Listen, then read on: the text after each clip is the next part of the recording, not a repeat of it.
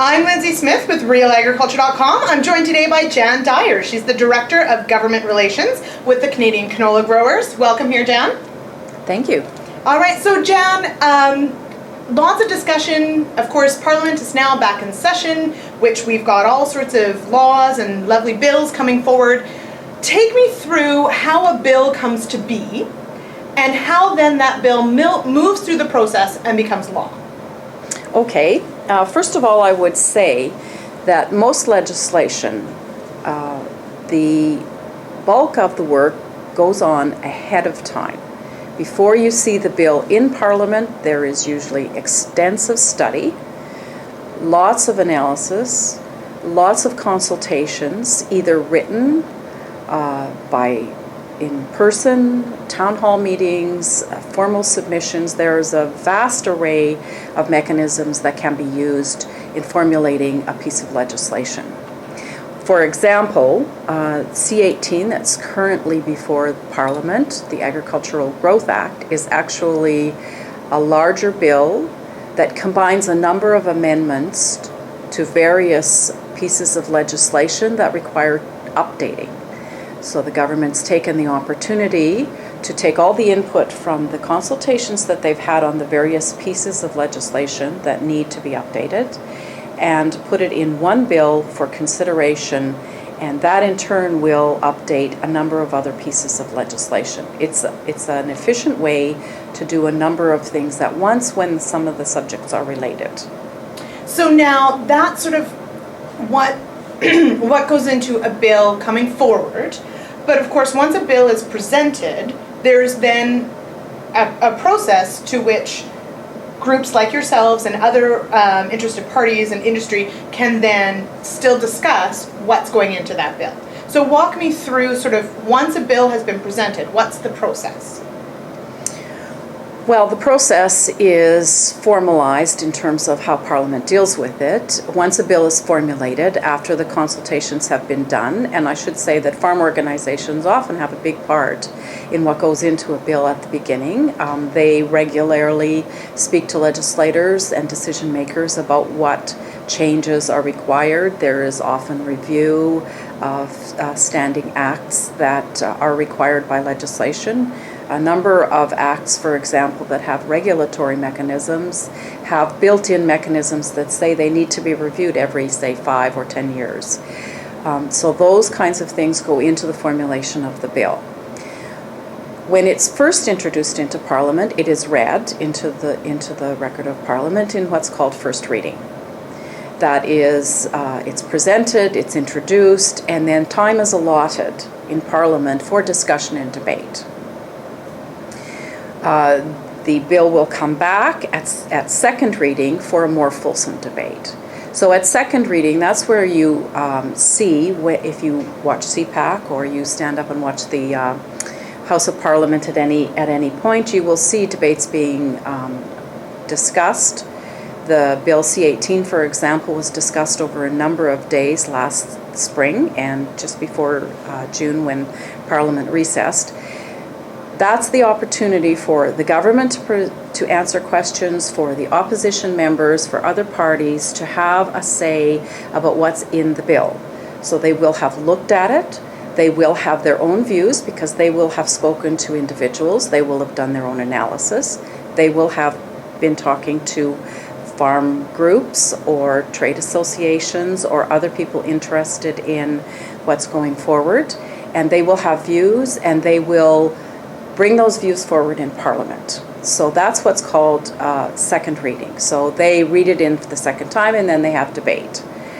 That debate can go on for a long period of time. The government is allowed sometimes to invoke what they call closure, which is to limit the amount of time that a bill can be discussed. And they do that sometimes when they're trying to move legislation through very quickly. For example, Bill C-30, the transportation bill, was done in a short time because the situation was urgent.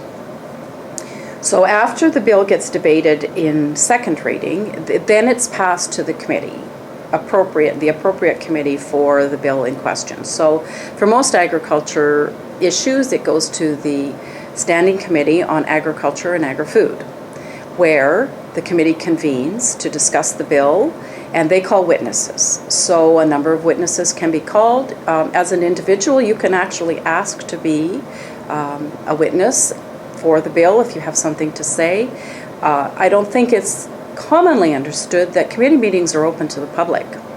People can go and observe, people can request to appear, and on C30, for example, the transportation bill, we did have a couple of people who appeared as individuals. Sometimes they are academics. Academics often appear as individuals, but there was in this case one farmer who decided to appear as an individual, and that testimony was heard and considered. Those committee meetings can go on for some time, calling all interested parties who wish to participate in the discussion.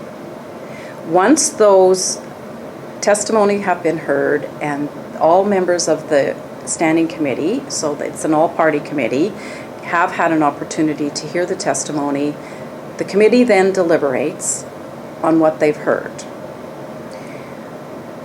They can then introduce amendments.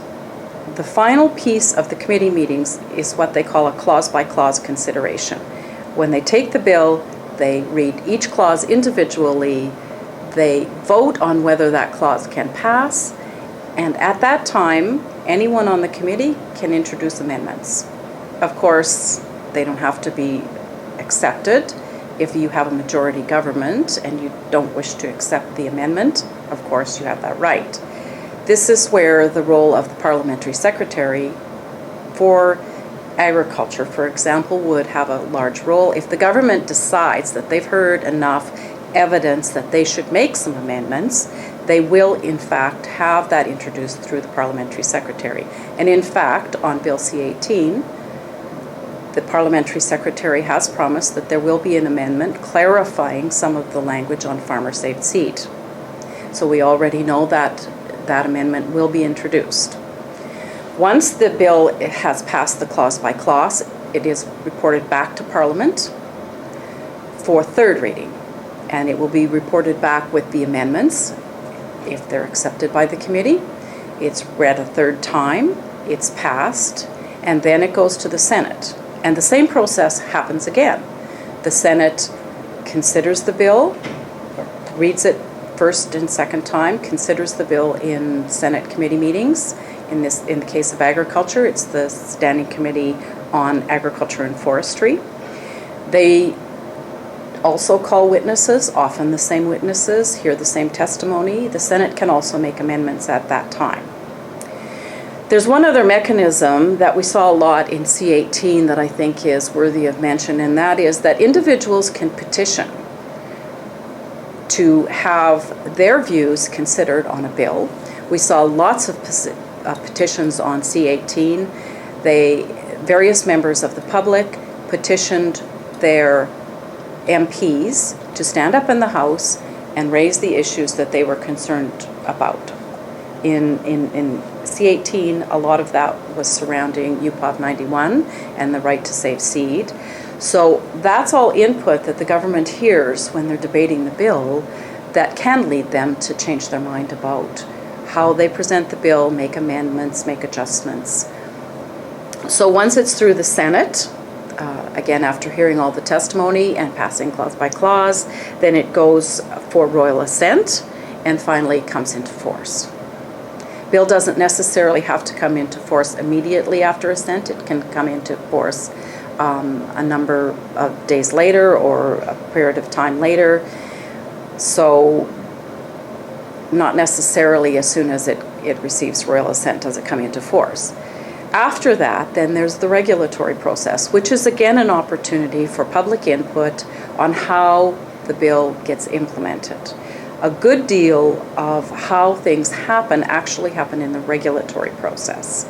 So once it moves on to regulations, then again you have another formal period of comment going through what we call the Canada Gazette 1 and 2 process, whereby the government formally asks for submissions from the public on the implementation of the bill.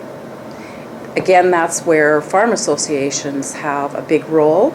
to play because farm associations follow all of those processes.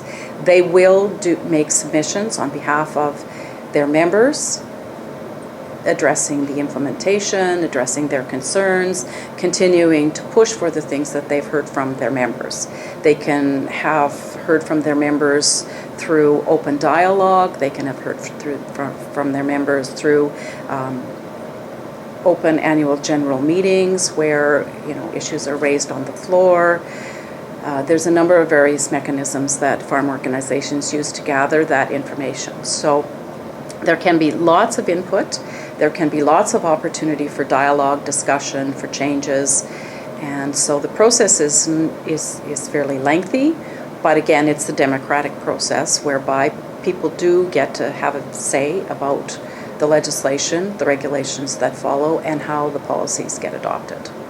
So now it is certainly a lengthy process, but there's, as you've sort of painted the picture, there's several ways and means that farm organizations or even individuals can stand up and say what they would like to see or would like to see changed or why a certain clause might be important to them or the other way. How then would you encourage farmers to be involved and connected to this process? Because, I mean, obviously we've got staff in Ottawa that are working on these bills all the time and representing farmers. Obviously we have farmers that fly in and present as part of their grower groups and those sorts of organizations. As an individual, how could you encourage a farmer to be connected to this process? Well, in the case of our organization, we hear directly from farmers all the time.